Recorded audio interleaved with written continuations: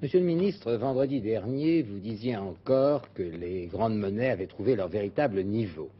Et puis, 3 jours après, le mark a été réévalué de 3%. Et puis, vous-même et les autres ministres disaient leur attachement à un système de parité fixe. Et puis voilà que 3 jours après, l'on annonce que les monnaies vont flotter. Alors pourquoi avez-vous été contraint à changer votre fusil d'épaule? Je voudrais d'abord répondre, rectifier si vous me le permettez, une chose que vous avez dite tout à fait au début.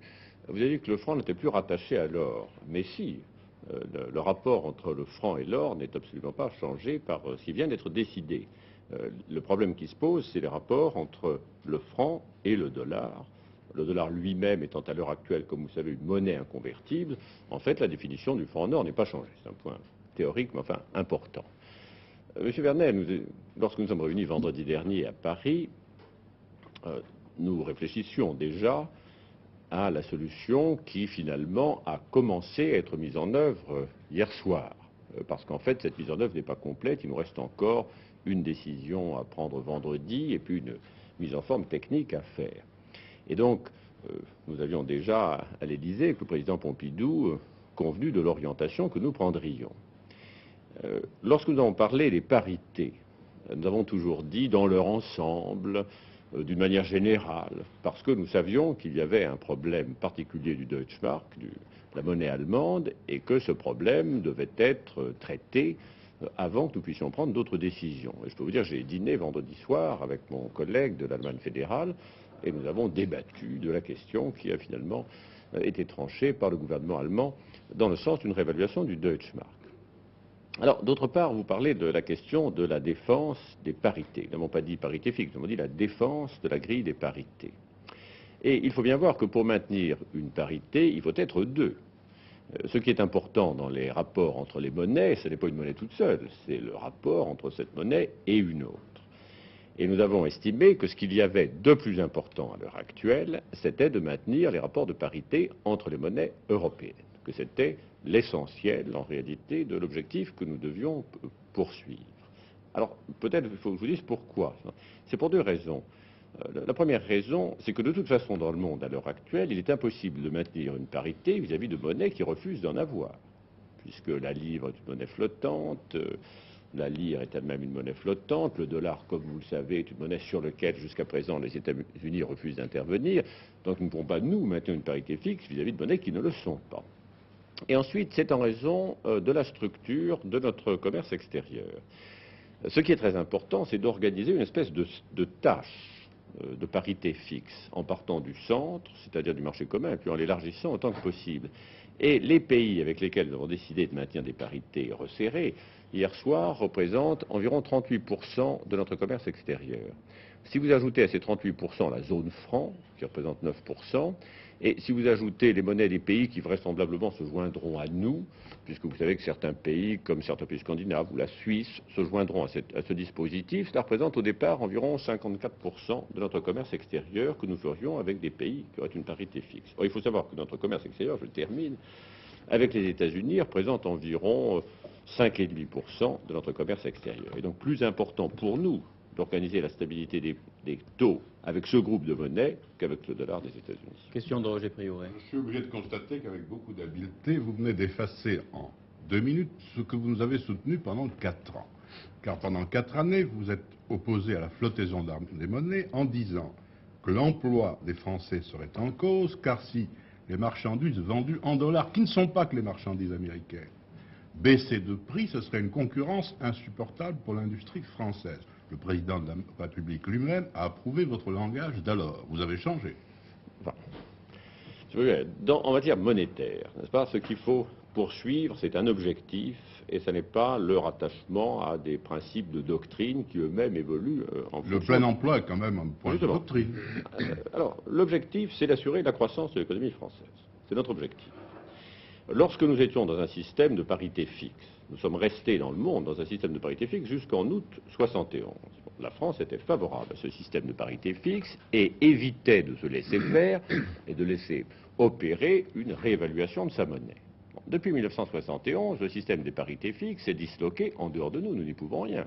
puisque le dollar est devenu inconvertible, que la livre s'est mise à flotter, que le yen flotte, que la monnaie canadienne flotte, que la monnaie italienne flotte. Donc, ça ne signifie absolument rien d'être fixe tout seul. C'est ce que je disais tout à l'heure à Alain Vernet. Ça ne signifie rien, nous n'y pouvons rien.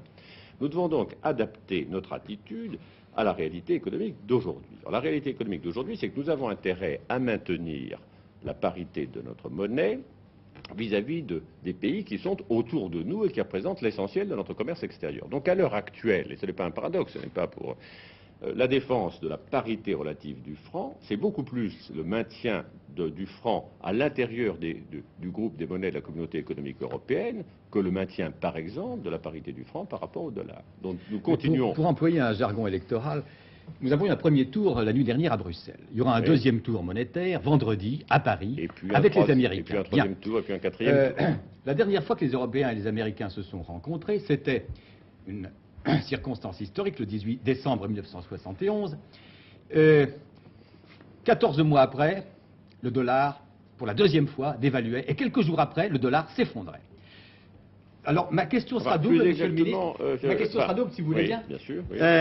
Premièrement, qu'est-ce qui vous fait penser que maintenant, l'arrangement que vous allez essayer de faire avec les Américains, vous l'avez déjà fait entre Européens, maintenant vous allez faire avec les Américains, cet arrangement tiendra plus le coup, si je puis dire. Deuxième question, si, étant optimiste, on estime que cet arrangement tient le coup, qui a gagné? John Connally, la dernière réunion de Washington, du 18 décembre 1971, avait eu cette phrase « Tout le monde est vainqueur, mais il y en a quelques-uns qui sont peut-être un peu plus vainqueurs que d'autres. » Alors, qui aura gagné cette fois-ci? Vous vous souvenez sans doute qu'au moment de la crise monétaire de l'été 71, qui a été la première grande crise du dollar, jusque-là il y avait des crises du Deutschmark à la hausse, du franc français à la baisse, mais c'était la crise du dollar au cours de l'été 71. Nous avons eu une réunion à Rome qui, en dépit du lieu, de la saison, tout ceci était merveilleux, nous ne pouvions malheureusement pas voir Rome une fois de plus. Cette réunion a été très tendue, très difficile. Et il a été publié à cette époque que les Américains avaient proposé une dévaluation du dollar de l'ordre de 20%. Je ne sais pas si vous en souvenez. Et ils ont posé la question de savoir si les autres pouvaient accepter une dévaluation du dollar de 20%. Je peux vous dire qu'à cette époque, le point de vue français, le point de vue technique français, était de considérer que sans doute une dévaluation du dollar de l'ordre de 20% était nécessaire. Seulement, elle n'était pas réalisable. Car certains des grands partenaires des États-Unis, en particulier les Anglais, acceptaient une dévaluation pouvant aller jusqu'à 8 ou 10%, mais ils disaient au-delà, nous vous suivrons. Bon, et à partir de ce moment-là, tout un groupe de pays suivait la dévaluation du dollar. Ce qui fait que la décision qui a été prise à Washington à la fin de 71, c'était en réalité une demi-dévaluation du dollar. Mais je crois que politiquement, économiquement, à cette époque... À ce moment-là, on a dit que les parités étaient très réalistes. Oui, ça... N'est-ce pas? Ça avait même été dit avec une certaine emphase, oui, vous absolument. vous en souvenez, mais enfin moi j'étais au dernier plan de la photo, on ne voyait pas. Enfin, notre point de vue, c'était que, en théorie, si vous voulez, la dévaluation du dollar devait sans doute être de l'ordre de 20%. Alors, une première moitié a été faite au Smithsonian, la deuxième moitié a donc été faite il y a 3 semaines avec notre accord, même notre participation.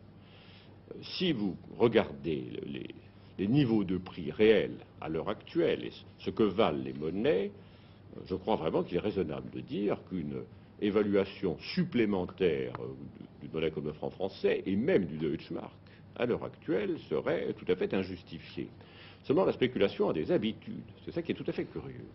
Par exemple, quand une monnaie comme le florin était la monnaie d'un pays en inflation et en difficulté, comme la gestion néerlandaise a une très bonne réputation, la spéculation continue à pousser le florin à la hausse. Et à l'heure actuelle, la balance des paiements allemande n'est pas tellement favorable. La balance commerciale allemande est bonne, mais la balance totale de l'Allemagne est au voisinage de l'équilibre et même en léger déficit. Et les prévisions 74-75, c'est plutôt un léger déficit de l'Allemagne fédérale. Et pourtant, la spéculation continue à pousser le Deutschmark à la hausse. Monsieur le ministre, alors, oui vous parlez de spéculation. Pourriez-vous nous dire